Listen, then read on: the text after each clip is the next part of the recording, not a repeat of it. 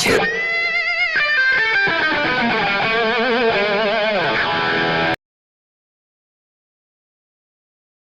datang di video pertama Basel Air Studios. Hari ini kita akan menceritakan alur cerita film. Film ini dirilis tahun 2007, yang jika film ini dirilis akhir-akhir ini akan sangat menimbulkan kontroversi. Film ini berjudul Quickie Express. Film ini bercerita tentang seorang pemuda yang mencoba merubah nasib dengan bekerja sebagai gigolo. Nah, bagaimana alur cerita filmnya? Langsung saja menuju ke alur ceritanya, coy.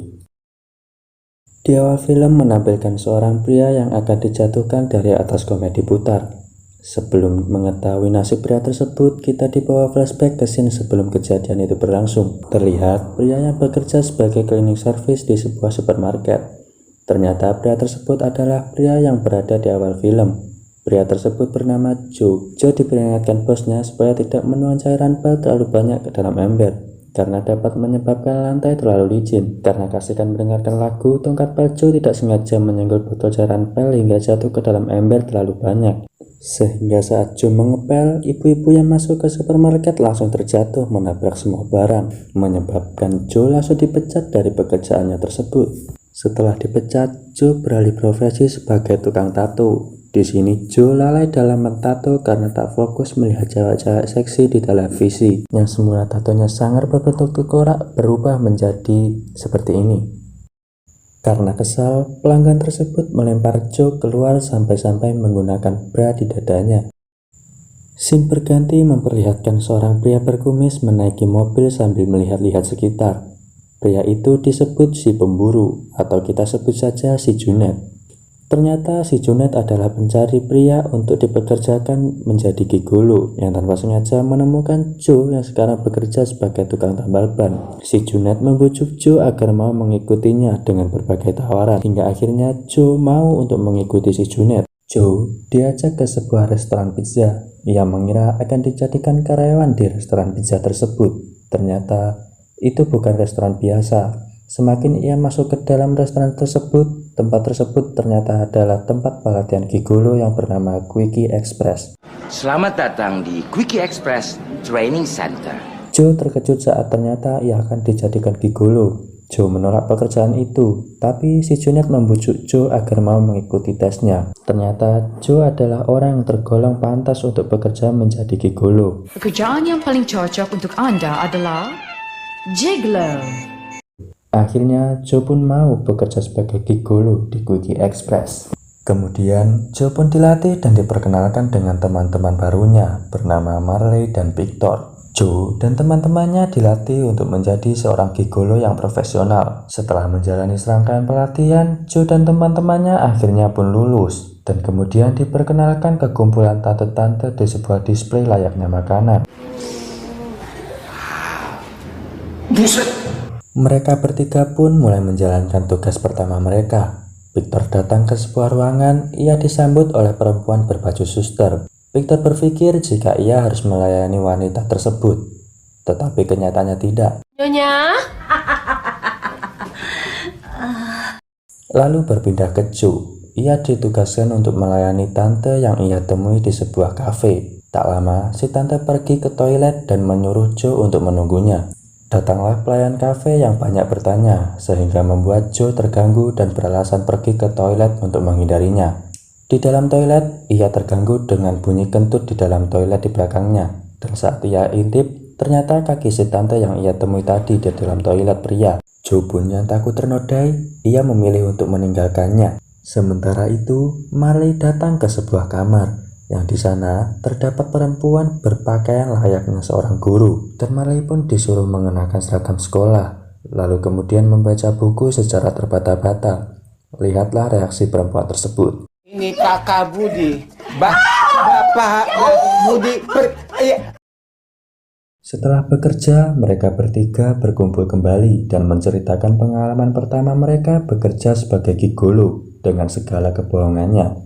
Mulai saat itu, mereka rutin mendapatkan orderan pekerjaan, hingga mereka bertiga kaya raya dan mampu membeli rumah impian mereka bertiga. Saat mereka nongkrong di sebuah kafe, mereka melewati segerombolan orang yang juga nongkrong di sana.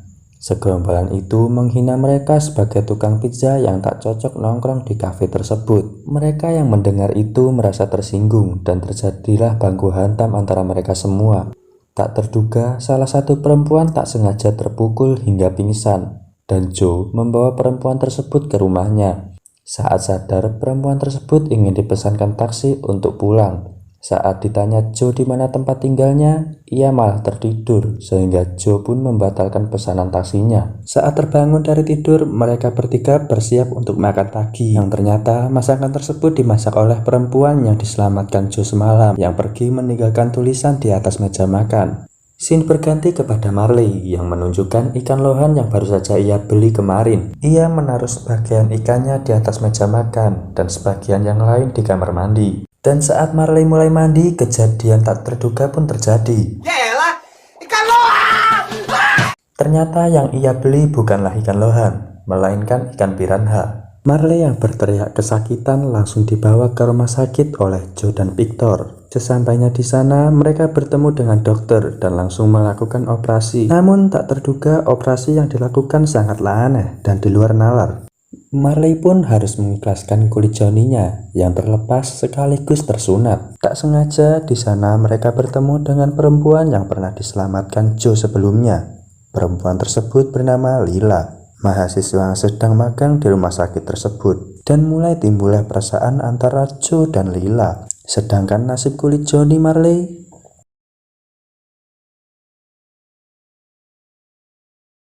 keesokan harinya saat mereka akan bekerja, mereka diberitahu oleh si Junet bahwa mereka telah naik pangkat sebagai gigolo yang lebih high class dan tak perlu lagi memakai seragam pengantar pizza. Dengan tampilan lebih elegan, Joe datang ke sebuah kasino. Ia bertemu dengan Tante Mona. Scene berganti menuju Joe dan Tante Mona yang berada di sebuah hotel. Setelah sedikit perbincangan, mereka pun bersiap untuk mempertemukan alat kelamin mereka. Setelah melakukan tugasnya, Joe yang ingin pulang tetap ditahan oleh Tante Mona.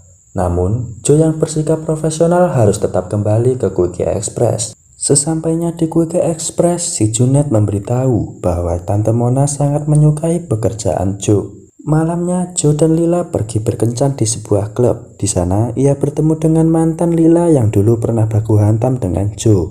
Ia tak terima jika Joe pergi berkencan dengan Lila. Akhirnya, mereka bertarung dance untuk membuktikan siapa yang lebih pantas untuk Lila. Dengan bantuan sutradara, Joe pun akhirnya menang dan bisa mengajak Lila berkencan. Hari-hari berlalu, Lila semakin dekat dengan Joe, tetapi mereka belum memutuskan untuk berpacaran. Scene beralih di sebuah kapal mewah. Di sana Joe dan Tante Mona berada. HP Joe mulai berdering. Ternyata itu adalah telepon dari Lila yang ingin memberitahukan bahwa besok adalah hari ulang tahunnya. Keesokan harinya, Victor dan Marley menonton TV yang menunjukkan ada Lila di sana. Ternyata Lila adalah anak seorang penjahat buronan polisi.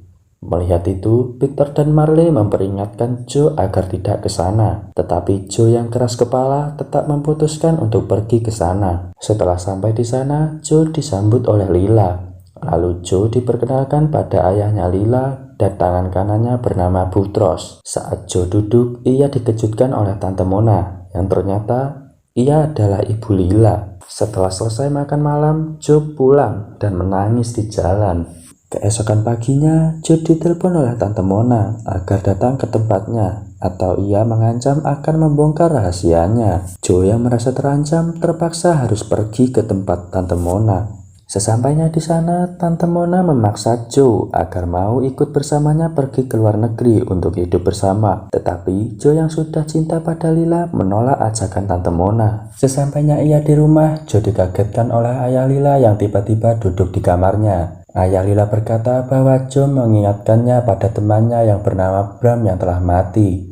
Saat mengobrol, ayah Lila tiba-tiba memeluk dan ingin mencium Joe. Yang ternyata ayah Lila adalah seorang gay. Dan Joe mirip Bram yang adalah pasangan gaynya dulu. Keesokan harinya, Joe datang ke rumah sakit tempat Lila magang dan menceritakan semua rahasia kelamnya sampai-sampai membuat Lila pergi dan menangis. Scene beralih ke sebuah mobil yang dikendarai oleh ayah Lila dan Butros. Lalu mobil mereka berhenti di pinggir jalan. Saat mereka keluar dari mobil, terungkap bahwa mereka adalah pasangan gay. Ayah Lila bercerita bahwa Joe mirip dengan Bram yang dulu ia cintai. Saat ayah Lila bercerita, Boutros merasa cemburu dan marah, hingga berjanji akan pergi memburu Joe. Lalu Joe datang ke Quickie Express untuk berhenti menjadi gigolo. Kemudian datanglah Boutros ke Quickie Express untuk mencari keberadaan Joe. Namun kedatangan Boutros dihadang oleh Marley dan Victor. Si Junet yang baik hati memberitahu Joe jalan pintas untuk kabur lebih cepat. Mengetahui itu, Boutros mengejarnya, diikuti oleh Victor dan Marley. Sampailah mereka di tempat sirkus. Joe memanjat komedi putar untuk menghindari kejaran Boutros. Dan inilah kejadian yang ada di awal film tadi. Saat dilempar jatuh, Joe selamat karena mendarat di atas trampolin yang disiapkan oleh Victor dan Marley. Karena terlalu senang berhasil menyelamatkan Joe, Marley tak sengaja menekan tuas komedi putar. Komedi putar pun bergerak sehingga membuat Boutros terjatuh, seketika tewas di tempat.